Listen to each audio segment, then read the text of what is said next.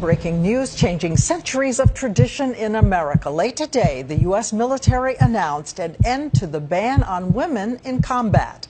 Now ready to accept women on the front lines fighting side by side with men. Our nation was built on the premise of the citizen soldier. In our democracy, I believe it is the responsibility of every citizen to protect the nation. You do your mission based on the equipment you have, your organization, the soldiers you have. It's not like, okay, we just got attacked. I want all the female soldiers to go sit in the ditch. They're not special. They're soldiers. And they're expected by their leaders to perform as soldiers. No worse. There's a lot of people who don't want to see you finish. How much national security is our president willing to forego to promote this kind of progressive feminism? Women are designed to love and nurture. Men are designed to hunt and kill.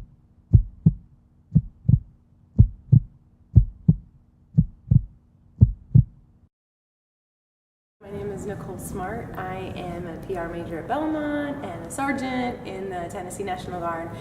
I just had a calling on my heart to serve. I was living in Houston when Hurricane Katrina happened, and I found myself wanting to help, but self-deploying myself. You know, I would just kind of be in the way, and so I saw the National Guard come in and rescue people off the rooftops, and I thought, that's it. That's what I can do to serve my country and my community and people around me. So I joined and went to training, and I've loved every minute of it since. I am a journalist for the National Guard, so I'm with a really small group. We have missions all the time. I have covered flooding in Memphis and worked with TEMA and FEMA. I've been to Japan, I've been to Afghanistan. I've been all over the world thanks to the military. And the great thing about it in the National Guard too is you can do as little or as much as you want to. So whenever I have time or summer's off, you know, it's like I'm always going somewhere. So I really like that. Being a journalist has been really awesome because I get to know people and I get to see the other side of the story that the media doesn't report, and I feel like that's so important. So it's like I kind of get to share a little bit of what I see, what's really going on over there versus what's being reported. So I was supposed to go to Iraq, and the war was coming to a close, and they didn't really have a need for journalists anymore. So our deployment was canceled. A few friends and I deployed to go on with another unit to go to Afghanistan because we just, you know, that's kind of why we serve. We wanted to go over and serve our country.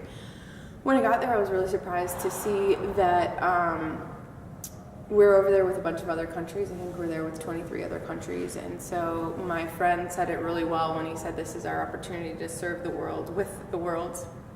So we're building relationships, and together we're teaching the Afghan army basically how to sustain themselves, how to protect themselves. And the neat thing about that is the media reports a lot of bad that's going on, but a lot of these guys, the Afghan army, like they have to live and work in secret because if they're caught working for the military for their own country, like they and their families could be killed. So they're very humble. They're willing to learn. Of course, there's bad apples, but you know they're everywhere.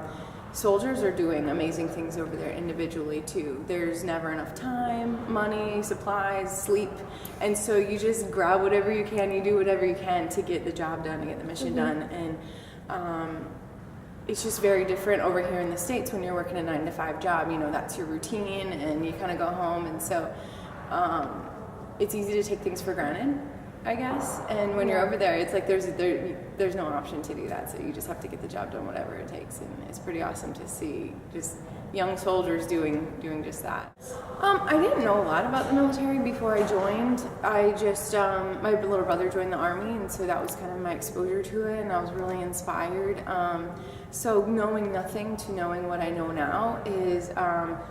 Your career is what you make of it. So if you want to excel, you need to have a high level of fitness, you need to have a high level of knowledge, you need to constantly be learning and training. And as a member of the military, that's all we do is we train, so that when the situation happens, when something bad goes wrong, it's like it's muscle memory. You don't even think about, you don't have time to think, you just act. And so that's another thing. It's like we're always training, we're always prepared. And we're always learning. So I thought that was Yeah. I'm Stephanie Lyon, and I'm from Dryden, New York, and I am a nursing student at Belmont, class of 2016. And I decided to join the military because it's something that I have a family history of. My grandfathers were both in the Navy, and some cousins who are in the military, and just something I'm really passionate about, our country and the rights and freedoms that we have. And also I really wanted to be in an environment where I would meet people I wouldn't otherwise be in contact with. People who I never would have been friends with are now my closest peers. So that's a really cool opportunity. Right now I'm in officer training through ROTC at Vanderbilt. And so I take classes on naval history and etiquette, that sort of thing, and also leadership and management. So we do a lot of things as a battalion to prepare for our future as officers in the military. We do a lot of physical training and military skills very early in the morning, but it's been a really good experience just gearing up for the sorts of leadership opportunities we'll be put in and the really difficult decisions that we'll have to make someday.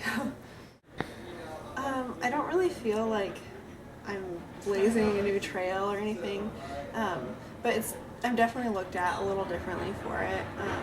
My whole family lineage kind of has been like of missionaries, and so the idea of me going into the military has been a little foreign to some of my relatives, and it actually took me some convincing myself, but after my parents realized just like the reasons I wanted to do this and the benefits that I would experience from it, and just the opportunity I had to not only serve my country but to almost have a ministry within that, they saw my heart for it, and they were much more willing to be on board with that also.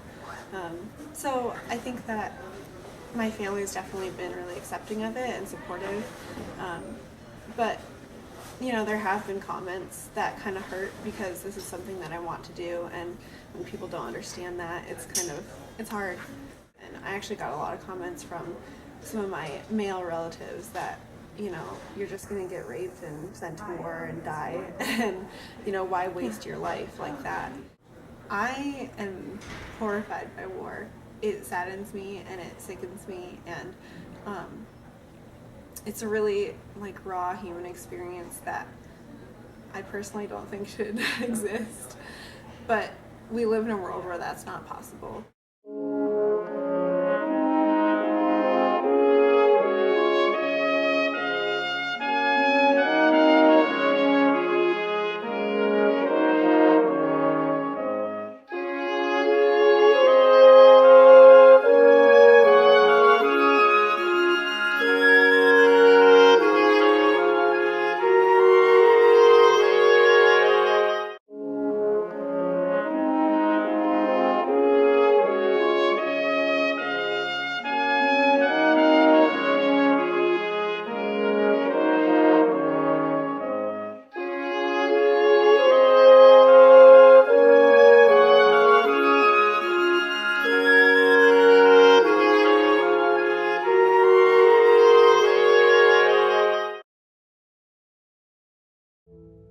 I am an American soldier. I am a warrior and member of a team. I serve the people of the United States and live the Army values. I will always place the mission first. I will never accept defeat. I will never quit. I will never leave a fallen comrade. I am disciplined, physically and mentally tough, trained and proficient in my warrior tasks and drills. I always maintain my arms, my equipment, and myself. I am an expert and I am a professional. I stand ready to deploy, engage, and destroy the enemies of the United States of America in close combat. I am a guardian of freedom and the American way of life. I am an American soldier.